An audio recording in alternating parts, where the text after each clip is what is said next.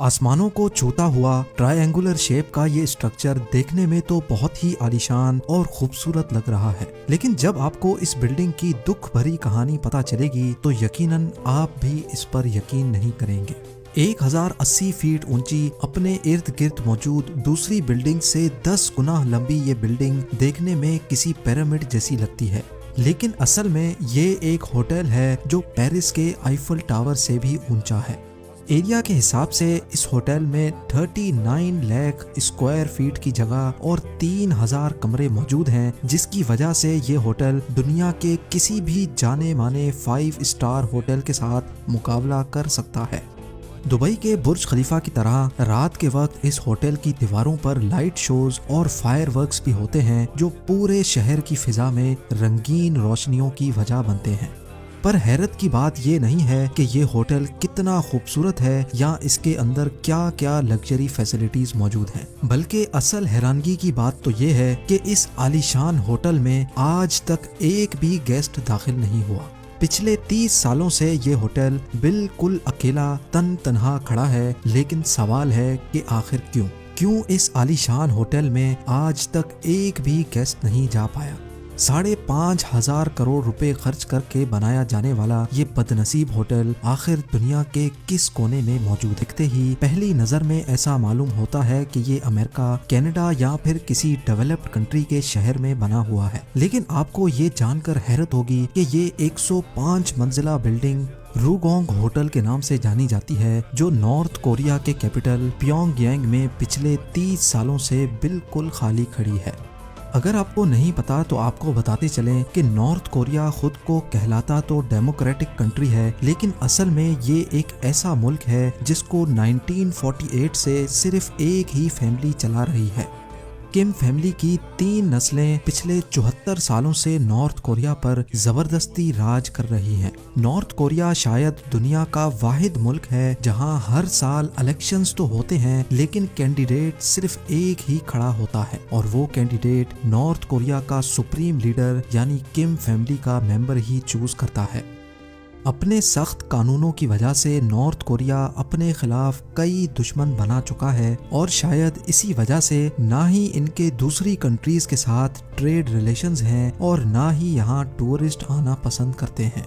हर साल पूरे north Korea में 3 लाख विजिटर्स जाते हैं। देखने में तो ये फिगर काफी ज्यादा लगता है, लेकिन इसके पड़ोसी मुल्क यानी साउथ कोरिया के सालाना 175 लाख विजिटर्स के मुकाबले में ये ना होने के बराबर ही है। अब आपके जहन में ये सवाल आ रहा होगा कि अगर नॉर्थ कोरिया में इतनी सख्ती है और यहाँ विजिटर्स भी इतने कम जाते हैं, तो आखिर इनको 3000 कमरों वाले इस आलीशान होटल की जरूरत ही क्यों पड़ी? असल में ये बात है 1986 की, जब यूनाइटेड स्टेट्स और सोवियत यूनियन के दरमियान कोल्ड वॉर चल रही थी। इस जंग में नॉर्थ कोरिया सोवियत यूनियन की तरफदारी कर रहा था, जबकि इसका पड़ोसी मुल्क यानी साउथ कोरिया अमेरिका की तरफ था। क्योंकि ये एक कोल्ड वॉर थी, इसी वजह से इस जंग में हथियारों का नहीं बल्कि अपनी ताकत दिखाने का मुजाहिरा करना था।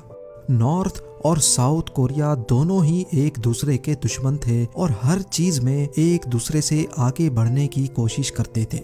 1986 में एक साउथ कोरियन फर्म ने सिंगापुर में दुनिया का सबसे ऊंचा होटल बनाया था, जो आज स्टैमफोर्ड होटल के नाम से जाना जाता है। इसके अलावा साउथ कोरिया में 1988 ओलंपिक्स होस्ट करने की तैयारियां भी जोरों शोरों से चल रही थीं। दुनिया का उस वक्त का सबसे ऊंचा होटल और 1988 ओलंपिक्स की वजह से साउथ कोरिया का पूरी दुनिया में बोलबाला था, लेकिन ये बात नॉर्थ कोरिया को किसी भी सूरत हजम नहीं हो रही थी।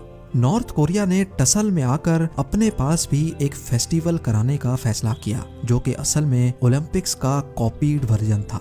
ये फेस्टिवल 1989 में करवाया जाना था और उसमें आने वाले 22,000 पार्टिसिपेंट्स के लिए ना सिर्फ प्योंगयांग का एयरपोर्ट एक्सटेंड किया गया, बल्कि 1.5 लाख लोगों के लिए एक ब्रांड न्यू स्टेडियम और 3000 कमरों का एक होटल भी बनवाने का फैसला किया। ये होटल 105 स्टोरी ऊंचा होना था, जो अनकरीब साउथ कोरिया के बनाए गए स्टैमफोर्ड होटल से वर्ल्ड रिकॉर्ड भी छीनने वाला था। सिर्फ 21 ऐसी बिल्डिंग्स थी जिनके फ्लोर्स 100 से भी ज्यादा थे और उनमें रूगोंग होटल का नाम सबसे ऊपर था। असल में आकर नॉर्थ कोरिया ने इतने बड़े बड़े हवाई फायर तो कर दिए थे, लेकिन इतना ऊंचा होटल बनाने का ख्वाब उनके गले में आ चुका था। इतनी ऊंची बिल्डिंग बनाने के लिए बेशुमार स्टील की जरूरत थी, लेकिन स्टील नॉर्थ कोरिया के पास मौजूद नहीं था। इसी वजह से उन्होंने फैसला किया कि ये बिल्डिंग सिर्फ कंक्रीट से बनाई जाएगी।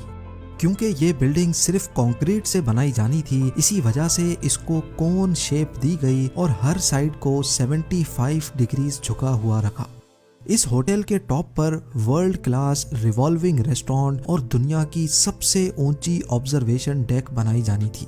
इस होटल में जो मॉडर्न फैसिलिटीज रखने का प्लान किया गया था, अगर नॉर्थ कोरिया ये बनाने में कामयाब हो गया तो ना सिर्फ साउथ कोरिया बल्कि वो पूरी दुनिया में अपनी काबिलियत साबित कर देता।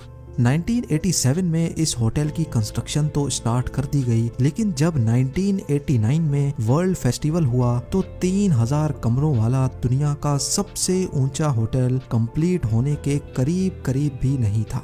इज्जत बचाने के लिए नॉर्थ कोरिया ने ऐलान किया कि टेक्निकल मसलों की वजह से कंस्ट्रक्शन स्लो हो रही है, लेकिन नॉर्थ कोरिया ने हार ना मानी और होटल ओपनिंग की एक नई डेट अनाउंस की।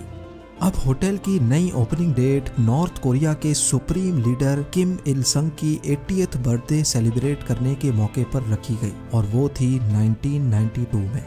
कंस्ट्रक्शन का काम एक बार फिर से जोरों शोरों से स्टार्ट कर दिया गया, लेकिन किस्मत किसी भी तरह से नॉर्थ कोरिया का साथ नहीं दे रही थी। नॉर्थ कोरिया जो कोल्ड वॉर में सोवियत यूनियन का साथ दे रहा था, 1991 में सोवियत यूनियन टूट गया और नॉर्थ कोरिया की इकोनॉमी बुरी तरह से क्रैश हो गई। अब ना ही इनके पास किसी की सपोर्ट बाकी बची थी और ना ही इनके पास इतने पैसे थे कि वो इस बिल्डिंग की कंस्ट्रक्शन कंटिन्यू रख सकें। लिहाजा स्ट्रक्चर को अधूरा ही छोड़ना पड़ गया और होटल की लॉन्च का ख्वाब जो नॉर्थ कोरिया ने देखा था, एक बार फिर से बीच में ही लटक गया। होटल की लॉन्च का जो वादा किया गया था वो अब दूसरी बार भी टूट गया था और दुनिया भर में नॉर्थ कोरिया का मजाक बनाया जाने लगा। 16 सालों तक ये स्ट्रक्चर ऐसे ही खड़ा रहा, जो नॉर्थ कोरियन कैपिटल का व्यू अच्छा करने के बजाय उसको खराब कर रहा था, क्योंकि ना ही इस पर पेंट किया गया था और ना ही विंडो पैनल्स लगाए गए थे। एक पॉइंट पर इस पूरे स्ट्रक्चर को गिराने का फैसला भी किया गया, लेकिन इससे पूरी दुनिया में ये मैसेज जाता कि नॉर्थ कोरिया के पास एक बिल्डिंग बनाने की काबिलियत भी नहीं है। तो इसी वजह से इनके पास इस रूखे स्ट्रक्चर को ऐसे ही छोड़ने के अलावा कोई ऑप्शन नहीं था। कई सालों के बाद 2008 में एक इजिप्शियन कंस्ट्रक्शन कंपनी के साथ डील की गई, जिसमें वो अपने पैसों से होटल को कंप्लीट भी करेंगे और उसको चलाएंगे भी। नॉर्थ कोरिया का सुप्रीम लीडर किम इल संग तो अब मर चुका था, लेकिन एक बार फिर से होटल की ओपनिंग सुप्रीम लीडर की 100th बर्थडे के मौके पर 2012 में रखी गई।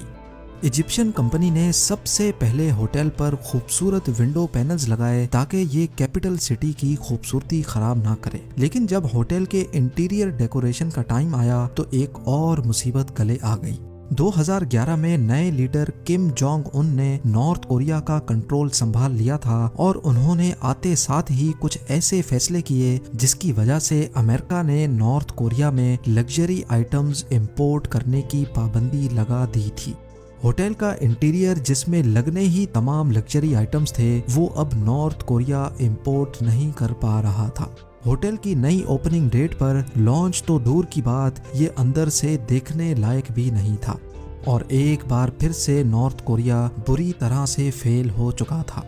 कई साल पहले जिद में आकर दुनिया का सबसे ऊंचा होटल बनाने का जो हवाई फायर नॉर्थ कोरिया ने किया था, वो अब इनके गले पड़ गया है। दुनिया का सबसे ऊंचा होटल तो दूर की बात, अब इस होटल को एक नए वर्ल्ड रिकॉर्ड से नवाजा गया है। जी हाँ, Guinness book of world record के मुताबिक ये दुनिया की सबसे बड़ी बिल्डिंग है जो बिल्कुल खाली पड़ी हुई है। आज भी इस होटल पे रात के वक्त लाइट शोज और फायरवर्क्स होते हैं, लेकिन अंदर से ये बिल्कुल वीरान भूत बंगले का मंजर पेश करती है।